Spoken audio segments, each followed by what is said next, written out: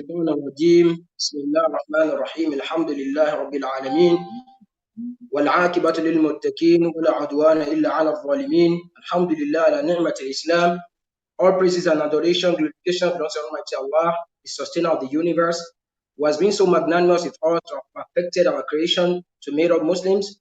We give thanks to Him and we beseech Him, we supplicate to Him to shower His unanimous blessings upon the noble soul of the Prophet Muhammad sallallahu alaihi wasallam, his household, his companions, and those who follow his right path till the day of recompense. Allahumma ameen.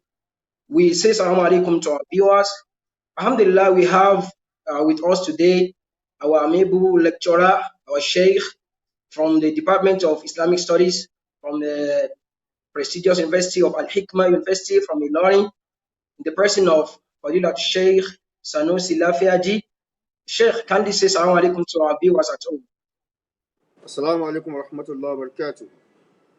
Inshallah, Sheikh will be treating a very important topic with us today, which has to do with how to raise a well-rounded Muslim children. We pray to Almighty Allah to be with our Sheikh and to reward him abundantly for honoring our invitation. Jazakallah khairan. Bismillah, Sheikh. Alhamdulillah, wa salatu wa salamu ala rasulillah, wa ala alihi wa sahbihi wa mawala. All praise is due to Allah subhanahu wa ta'ala, who has granted us respite to live to witness today, and who has also protected our faith and counted us among those that would continue to be on the path of Islam. We pray that Allah subhanahu wa ta'ala will protect us on this path, will make our feet firm, and that Allah will make us among the prosperous ones in this life and the hereafter. I'm glad to be here on this platform this morning to discuss the topic, how to raise a well-rounded Muslim child. It is indeed one of the challenges facing the Muslim Ummah today. And as du'at, as scholars to the path of Islam, we have a responsibility to enlighten the people on how to prepare their home in order to ensure that they are raising the Muslim child in the manner that Allah subhanahu wa ta'ala has commanded us. Now, let me begin with this short introduction. Indeed, children are a special gift from Allah subhanahu wa ta'ala. And one thing that will make us to understand and appreciate this very rare gift of Allah subhanahu wa ta'ala is the fact that Allah did not bestow children on every of his creature. And this is why in Quran chapter 42 verse 50, Allah subhanahu wa ta'ala says, وَيَجْعَلُ مَنْ يَشَاءُ عَقِيمًا. Whoever Allah wills, Allah makes barren. إِنَّهُ عَلِيمٌ قَدِيرٌ. For Allah is the one with the best of knowledge about things, and Allah is the most powerful. So, this verse tells us that it is not all the creatures of Allah that Allah has blessed with the fruit of the womb. This is to enable those who have been given the fruit of the womb to understand and appreciate this ni'mah and to guard it jealously and ensure that they train these children in a manner that Allah subhanahu wa ta'ala will be pleased with them and it will bless their lives. And also in Quran 18 verse 46, Allah says, Al-Malu al-Banun zinatul hayati dunya. You know, wealth and children are part of the adornment of this life. So this verse implies that there are two of the blessings of Allah subhanahu wa ta'ala that He bestows on mankind that people want the most, and these are wealth and children.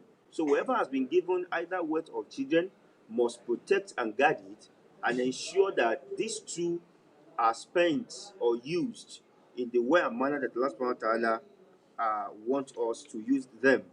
Now, what are the various ways by which one can raise a well-rounded Muslim child? I'm going to mention just 10 of the practical ways by which bi'idhnillahi ta'ala, one will be able to raise a well-rounded Muslim child that will be a source of happiness and coolness of the eyes for his parents when they are alive, and that will also be a source of their happiness and tranquility when they are dead. Because the Messenger of Allah sallallahu alaihi wasallam did say إذا مات الإنسان. In another riwayah, إذا مات ابن آدم. When a person dies, انقطع عنه عمله إلا من ثلاث. In another riwayah, انقطع عمله إلا من ثلاث. All his deeds, all his actions shall come to an end except of three. And one of those three the Prophet mentioned is أولد صالح يدعو له, a righteous child who supplicates on behalf of his parents. So if you want to raise a child that will be the coolness of your eyes in this dunya, and that will also be a source of your enjoyment and bliss in the akhirah, these are 10 practical ways by which to attain this feat. Number one, a righteous spouse is key. A righteous spouse is key. Whether you are a man, a Muslim man, or a Muslim woman, the first step towards raising a Muslim child is to ensure that you marry a righteous spouse. The Messenger of Allah sallallahu alaihi wasallam, in a very popular hadith, wherein he mentioned that women are loved and married for four reasons. He mentioned that the most important of all is religion. This is why he says, "Fadfar bidhati din taribat yadak." So, out of the four reasons for which a woman is married, religion comes first. It is the most important of the reasons. Religiosity. When you marry someone that is highly spiritual, highly religious, highly conscious of Allah subhanahu wa ta'ala, follows and obeys the commandment of Allah, and is an adherent of the sunnah of the Prophet sallallahu alaihi wasallam, both in his public and private life, bismillah ta'ala, you are going to raise a well-rounded Muslim child that will be your source of happiness for dunya wal akhirah. The Messenger of Allah sallallahu alaihi wasallam in another popular hadith also says, إذا أتاكم من ترضون دينه وخلقه فزوجوه. When he comes to you seeking the hand of your daughter in marriage, someone in whose religion and character you are pleased. So here in this hadith, the Prophet mentioned two things: religiosity and character. It is not possible for a person to be religious and to have bad character, because religion teaches us good manners and good character. So if someone is highly religious, such a person will also be of a good character. So the first thing one should look for is a spouse that is righteous, that is conscious of Allah subhanahu wa ta'ala. One of the poets says, Al-ummu madrasatun idha a'adattaha. A'adatta jilan, another riwayah, sha'ban, tayyib al-arak. The mother is a school. If you prepare the mother properly, if you give the mother all what she requires to raise a child to be righteous, oh, indeed you are prepared, a generation that will be righteous and have good conduct. So, the aggregate of all of these proofs points to one thing, and that is to be able to raise a righteous Muslim child, one is required to first marry the righteous spouse. And some of the statements that have been attributed to the Prophet ﷺ as hadith, but which of course have been discovered to not be hadith, let me just bring two of them that are related to this point. The first one is the statement that says, Iyakum wa khadra ad-diman. Beware of the khadra ad-diman. It is said, I have said that this is not a hadith, it is not authentic as a hadith. So, but it is said in that statement that, Qalu wa ma khadra ad-diman ya Rasulallah. And who are those ladies that are required, or who is that lady that is described as the khadra ad-diman? It is said that the Prophet ﷺ mentioned in his response that Imaratun Hasna mimman bitisu, a very beautiful lady, but who has come from a filthy background. Now, this is not a hadith, it's not a hadith, but the meaning of this statement is very good. It goes to show that part of the things one should look at when choosing a spouse is the background of such man or woman. Where is she coming from? Is she from a righteous background or from a filthy background? Because the Quran says, "Ash-shajaratu tayyib yakhruju nabatuhu bi'idhnillah." Ash-shajaratu tayyiba. the good tree, يعني يخرج نباته بإذن الله, its fruit comes forth by the permission of Allah. والتي خبث لا يخرج إلا نكدا, but the bad tree will only bring forth bad fruits. So another statement is تخيروا لنفسكم فإن العنف دساس. So beware of where you pour your sperm. See? These statements are not hadith, but they are very good meaning and are related to the first point. The second point is role modeling. You cannot raise an all-around Muslim child that is righteous and good in conduct except that the parents are good models for such child. You must be the role model of your child. Whatever you are preaching to your child in your words, let it reflect in your actions. Because children learn more from our actions than they learn from our words. You cannot be telling your child to be a good husband to his wife whenever he grows up and marry, while you are maltreating the child's mother, whether before the eyes of the child or behind his back. The child will know. You cannot be preaching to your child to have good friends and relate with people, with modesty and humility, while you yourself have bad friends and you are pompous and arrogant. It doesn't work that way. So a parent must be a good role model for his child. One of the poets says, إذا كان رب البيت للطبل ضاربا فشيمة أهل البيت كلهم رقص.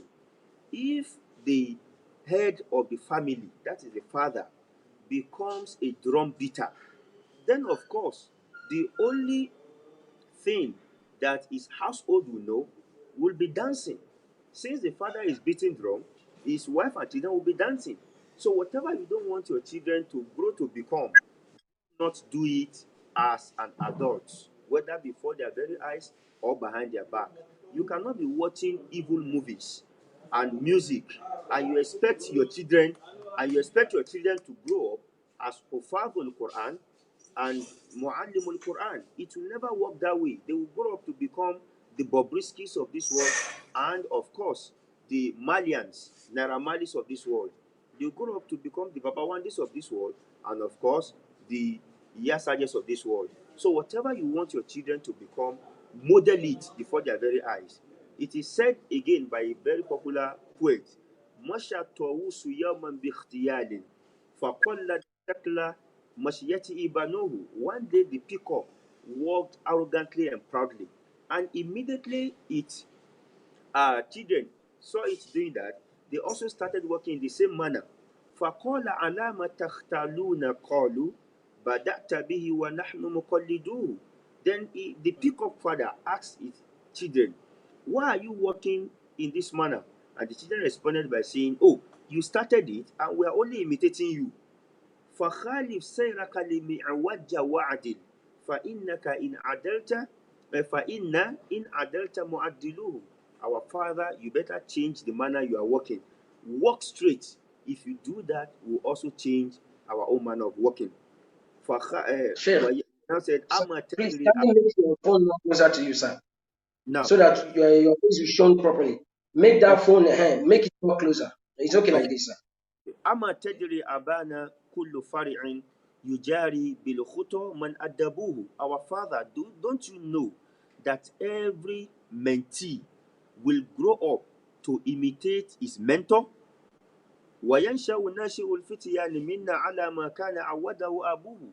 And every young generation among us will grow up to imitate and emulate what its older generation is doing. So it is important for us to be good role models to our own children. Whatever we want them to grow up to become, let us begin to present it before their very eyes.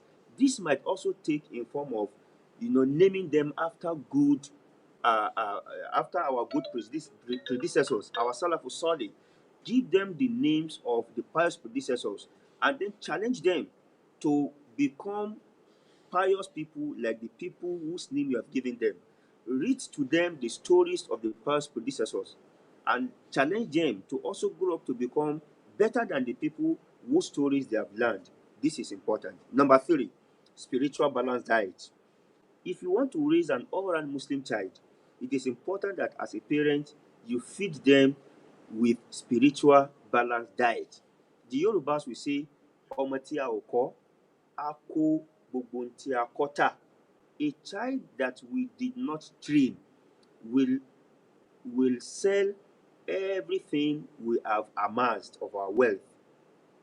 You realize that in the Quran, Almighty Allah illustrated this to us with Surah Luqman, the chapter of Luqman, that wise man who trained his child, who tutored his child, and treating the child from the spiritual and moral perspective.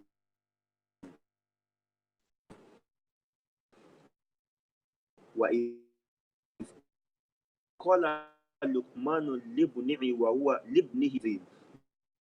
Luqman began his lesson to not ascribe in worship any partner with Allah subhanahu wa ta'ala.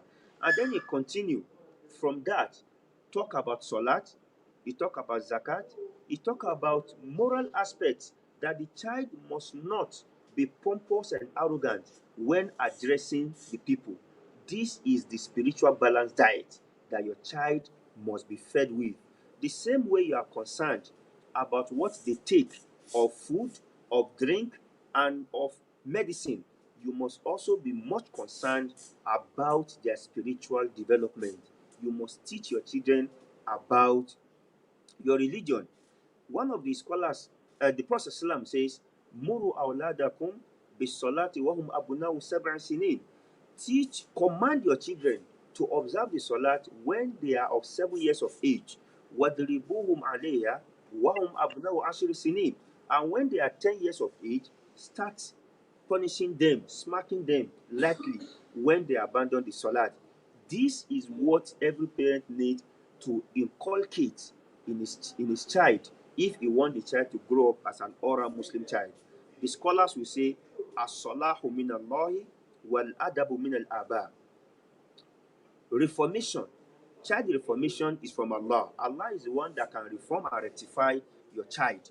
But teaching, mentoring, and tutoring the child is the duty of the parents. You must have done your own part before you pray to Allah to reform the child. And this is why the Messenger of Allah sallallahu alaihi wasallam taught the younger Sahaba, Abdullah ibn Abbas, Abdullah ibn Mas'ud, Abdullah ibn Umar, and a whole lot of them. He gave them spiritual diet. The Messenger of Allah sallallahu alaihi wasallam, one day a boy was eating with the Prophet sallallahu, and that is Abdullah ibn Abbas, and he was eating from the other side of the bowl. And the Prophet ﷺ said to him, "Ya gulam, Samillaha, wakul biyaminika, wakul mimma yalik." Say Bismillah, eat with your right hand, and eat from the immediate part of the bowl to you. This is what we need to inculcate in our children if we want them to grow up to become an all-round Muslim child. The Messenger of Allah sallallahu alaihi wasallam also taught Abdullah ibn Abbas one day saw the Prophet sallam praying during the hours of the night, and he went and stood to the left side of the Prophet, and the Messenger of Allah sallam dragged him to his right side and told him, "This is where you have to stand if you want to join the Imam in Salat." The Messenger of Allah sallallahu alaihi wasallam also said to Abdullah ibn Umar, he said to Abdullah ibn Abbas, "Ya gulam, ihfadhillaha yahfadhuk, ihfadhillaha tajidu tujahak." He taught him how to relate with Allah subhanahu wa ta'ala, and he taught him how to put his tawakkul, his reliance on Allah subhanahu wa ta'ala and not on the people. A poet once said, "Ihmalu tarbiyatil banina jarimatun, adat ala al-aba'i bin nakabat." Abandoning the training, the teaching, the tutoring and mentoring of our children is a crime, the consequences of which the parent shall reap either now or in future. Ibn al-Qayyim, rahimahullah, in his book entitled Tuhfatul Mawdud bi Ahkamil Mawdud, says, and I quote, "Faman ahamala ta'alima waladihi ma yanfa'uhu." Whoever abandons teaching his child what will benefit him. Wataraka usuda, and leaves the child to do whatever he or she deems right. Fakode asaa ilehi gayatan isaa, as indeed wrong the child in the worst of ways. Wa aktharul awlad, and when you look at the majority of the children, innama jaa fasaduhum min kibalil aba, they are corrupt. Their corruption has its root in the conduct of their parents. Wa imanihim, because their parents have abandoned them. Wa tariki ta'alimihim, and they have not taught the children what is right. They have not taught them the fara'iduddin, the obligations of the religion, wasunanahu, and also the supererogatory aspect of the religion. Fa'adu'u sigara, so the children became lost and corrupt while they were of younger age. Falam yantafi'u bi anfusihim, the children have not benefited themselves in any way.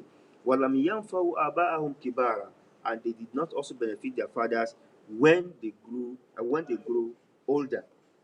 So it is important that we give our children spiritual balance diet. One of the very popular poems, I think composed by Sheikh Adam al-Aduri rahimahullah ta'ala, is Alimu awladakum dinakum liyuqimu ba'dakum atharakum. Teach your children your religion, so that when you are no longer alive, they will be able to sustain the path that you, the father, have created. The fourth thing we need to do in order to raise an all-round Muslim child is quality education. It is obligatory upon every father to educate his child from the rudiments. That's the primary now. The rudiments, the primary level, up till the tertiary level. Our children must be given quality, not just education, but quality education.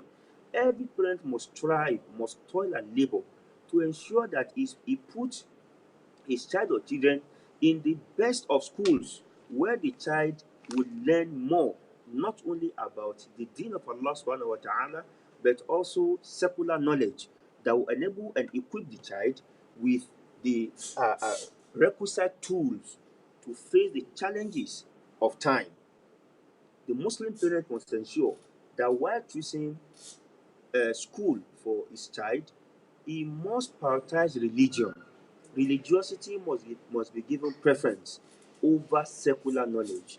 You cannot put your child in a school that does not give priority to religious knowledge, but give priority to secular knowledge, and expect the child to grow up as an all-round Muslim child. The first priority must be where the knowledge of Islam will be imparted to the child in abundance, then together with the secular knowledge.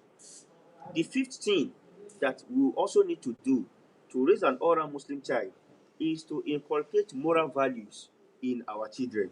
Our children must be taught to have respect for the rights of others. Luqman, in the chapter I mentioned earlier, taught his child all of these moral values. Our children must be of rectitude. They must know what is right and what is not right. It is sad today that there are so many Muslim children, boys or girls, who are behaving in a manner that is known of the Yahud and Nasara, because the parents have not deemed it fit to teach them morality. It is either because the parents are also morally deficient in their own selves, or do not have the time to teach the children how to be of high moral values. We must inculcate this in our children. You realize that in the West, there is no respect for morality. A child can wake up one day and tell his father, "My dad, I want to become a girl. I want to become a woman." Or a woman waking up one day, a female child waking up one day and say, "Daddy, I want to become a man." We have seen an example of this. It is due to the unbridled freedom that the Western ideology has introduced into the society. In Islam, it is not like that. Our children must understand what morality is about. You see Muslim children today dressed in a manner that that they like, without any respect for the rules and laws of Allah subhanahu wa ta'ala. You see Muslim children eating with their left hand, no respect for the elderly ones, and so on and so forth. All of these we need to teach our children in order to raise them in the way and manner that Allah subhanahu wa ta'ala has commanded us to. It is wrong for a Muslim to be deficient in character. Character is the first thing that introduces a Muslim. The Messenger of Allah sallallahu alaihi wasallam is described in the Quran by Allah subhanahu wa ta'ala as wa innaka la'ala khuluqin azim. You are on the highest pedestal of character. So we must not allow our children to behave in a manner that is known to non-Muslims, in a manner that is known to church in society. We must separate the grain from the chaff. Our children must be the grain. Let other people be the chaff. But our children must not be deficient in character if they want to raise an all-round Muslim child. And we realize that the Messenger of Allah sallallahu alaihi wasallam preached Islam to people more with his character than he did with his mouth. A lot of you accepted Islam because Muhammad sallallahu alaihi wasallam was sakhiyu, was generous. He was giving to people. Some people accepted Islam because he was generous. Thumama ibn Uthal accepted Islam because the Messenger of Allah sallallahu alaihi wasallam was of a noble character. So many people were attracted to his nobility of character. Our children must be of noble character. Number 6, guidance and counseling. It is also important that beyond inculcating moral values in our children, we also try as much as we can to guide every step that they take. Our children must not be too old to be counseled. They must not be too old to be counseled. Prophet Yaqub alayhi salam continued to counsel his children even after they have attained the age of puberty. He didn't leave them a minute. We see this in Surah Yusuf, Quran chapter 12. Even when his children were going into Egypt, he said to them, Ya baniya, la tadkhulu min babi wahidin, wa dkhulu min abwabi mutafarriqa. Do not go into the town from the same door. Go separate yourself. Go differently. Take different path. Prophet Yaqub has his reason for saying this. But our point here is that he counseled his children in every step of their life that they take. This is important for the Muslim child. The parent must not assume that the child is old enough to take decisions by himself or herself and then leave the child to do whatever the child believes is right. He must continue to counsel until he enters his grave. We have seen examples of Muslim children today marrying non-Muslims. This is a very grave mistake on their part because even among the scholars that are well gathered in Islam, how many of them have you seen marrying non-Muslims, let alone the Muslims that do not even understand the basic rudiment of their religion? Then it is because the parents feel that, well, in the secular world, the freedom is their choice. This is very wrong. Whenever we see anything wrong in society, we must call the attention of our children to it and guide them appropriately. Guiding them also include their activities on social media. We must be the one to dictate the pace of our children. What social media platform should they belong to? What kind of friends should they have? What should they be doing on the social media platforms and the like? So many children today watch pornographic materials on the social media, and the parents are not there to guide them. In fact, the DSTV has parental control. How many Muslim parents are putting control to this gadget to ensure that their children are not exposed to the evil of the internet and of the social media? Number 8, in order to raise an all-round Muslim child, we must also teach them entrepreneurship. It is haram in Islam for the Muslim to be begging around, soliciting funds, in order to feed himself or for some other reasons. The Messenger of Allah in the hadith by Qabisat ibn al-Mukhari did say, Inna al-mas'alata la tahillu illa li ahadi thalath. It is haram for anyone outside the following 3 categories to beg the people around for alms. Now, how do we curb the menace of the rampant act of begging among the Muslims? It is important that we put our children through entrepreneurship. In Quran chapter 2, verse 127, Allah mentioned that Prophet Ibrahim and his son Ismail worked together in order to build the Kaaba. That is an example of an entrepreneurship. By the time we build in our children. They will understand and appreciate, you see, and appreciate the dignity in labor, and they will grow up to become righteous people that will not depend on others to sustain their lives. We have seen many Muslim children, boys and girls, being arrested nowadays by EFCC because they are engaged in doing Yahoo Plus, and the likes, all forms of corrupt practices. One way to curb this menace in our children is to take them through entrepreneurship.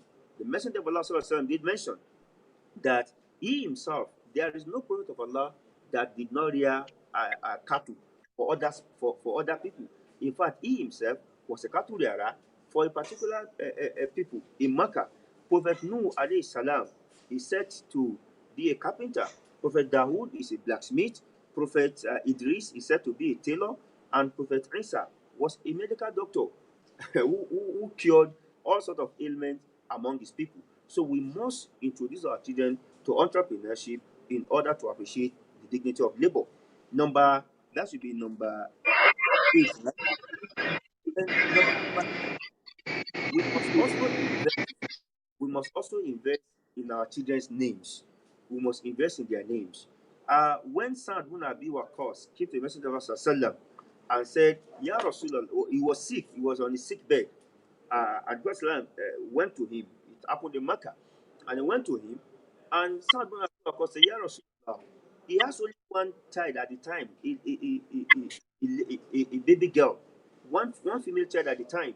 So he wanted to donate all his wealth. Prophet said, "No, do not donate all your wealth." He said, "Okay, what about half of it?" He said, "No, don't donate half of it." He said, "Okay, what about a third of it?" Prophet said, "Yes, you can donate a third of it, but what so to kathir, even that one third is much." And he made this statement. He said, "Innaka an tada'a warathataka agniya khairun min an tada'ahum alatan yatakaffafuna nasa." It is better for you to leave your children, wealthy, than to leave them in abject poverty, seeking assistance from others. So if you want our children to become righteous in the future, you must ensure that they have no fear of poverty by providing adequately for them, even while we're alive. You can open an account for your children and, of course, put money there, so that in the nearest future, if you die, they will not have to suffer because poverty and kufur are brothers. The scholar says, al fakru haliful kufur. Poverty and kufur are brothers. Because of our time, the number 9 point is that we must have an Islamic library in homes. If you want your children to become righteous Muslim children that will be role models for others in future, you must build an Islamic library. There are some parents that only have Aruna Babalegba's music, they have Craig David, they have this, they have that. That's what they're using their money to buy. They buy all sorts of books that will not benefit the children spiritually. All of these, when you die, they will be of no use. Stuff your library with Islamic materials from the very fundamentals of Islam. Usulu Salasa by Sheikh Muhammad bin Abdul Wahab. You know, Surah Salat Nabi by Al-Albani and the likes. Many of these books have been translated into English.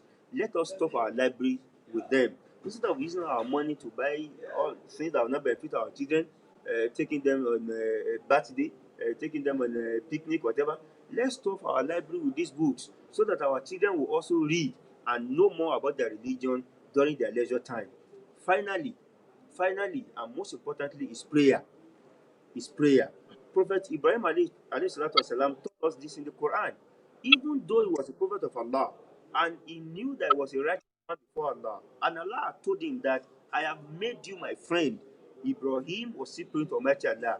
He says, Rabbi Habli min as-salihin. Oh Allah, grant me among the righteous children. So whenever we pray to Allah to grant us children, we must always put the adjective righteous children.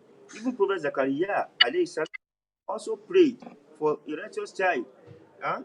So all of this, and as our children grow, we must continue to support them with our prayers, that Allah subhanahu wa ta'ala will guide their ways. I will not let them be lost, in all the shenanigans of the contemporary society. May Allah subhanahu wa ta'ala make this beneficial to us. May He count us among those that benefit in this world and the hereafter from what has been said. Subhanakallah bihamdik. Ashhadu an la ilaha illa anta. Astaghfiruka wa atubu ilayk. Jazakumullah khairan. We thank our Sheikh for giving us such inspiring and mind-blowing lectures on how to raise a well-rounded Muslim child. We supplicate to Allah subhanahu wa ta'ala to reward you tremendously for this act and to accept it as an act of ibadah. Our viewers at home, you have any questions so to ask our Sheikh before you be leaving us on this platform. So let us kindly, you can type it in the comment segment, or we can call on the number on our screen, which is +234 80 50 25 41 82 on WhatsApp and email. Then our Sheikh, in a situation whereby the parents or the parents have done their own part, maybe by raising their children, by following these lessons you mentioned earlier. So then the child proved to be stubborn or is not emulating what they are preaching, or is not emulating them. So what can you suggest, or what's the kind of care that can be done in such a situation whereby the children will become a pious one? So what do you suggest, sir? Now, it is important to state that it is not automatic that if we put in place all of these things, our children will turn out 100% to be righteous Muslim children. I always mention bi'idhnillah in my statement, that by Allah's permission, because nothing will come to pass except by the permission of Allah subhanahu wa ta'ala. But it is believed that if we do our own job rightly, all we need to do is to pray to Allah subhanahu wa ta'ala to make our children to be righteous. That is after we have done our own part. It's also possible that we may have done our own part and pray to Allah, but at the end of the day, the children still turn out to be the opposite of what we have envisaged that they will be. Then it is important that we accept that as a source of tribulation, because Allah subhanahu wa ta'ala did say in the Quran that innama amwalukum wa awladukum fitna. Your children, your wife and your children are a source of fitna for you. That is Quran chapter 64, verse 15. And in Quran 64, verse 14, Allah says, Inna min azwajikum wa awladikum aduwan lakum fahdaruhum. There will be among your spouses and among your children those that will be your enemies. So beware of them. Prophet Noah alayhi salatu wasalam was a righteous man who trained his child in the righteous manner. But we all saw how the child turned out to be. And so we accept that this is from Allah as a tribulation, but we also continue to work assiduously to right the wrongs of the child and to pray to Allah subhanahu wa ta'ala. We will not just accept and we'll go back and sleep. No, we'll continue to do our best, but at the end of the day, we must accept that this is how Allah subhanahu wa ta'ala has destined that the child will be, and Allah subhanahu wa ta'ala will reward us tremendously. Jazakumullah khairan, Sheikh. As we are expecting a question from our viewers at home, so we have just 5 minutes left. Then we are hoping to see you next on our platform to kindly honor our invitation whenever you are being invited and you are being called for this act of ibadah. And we pray to Almighty Allah to reward us generally in abundantly, inshallah. Jazakumullah khairan.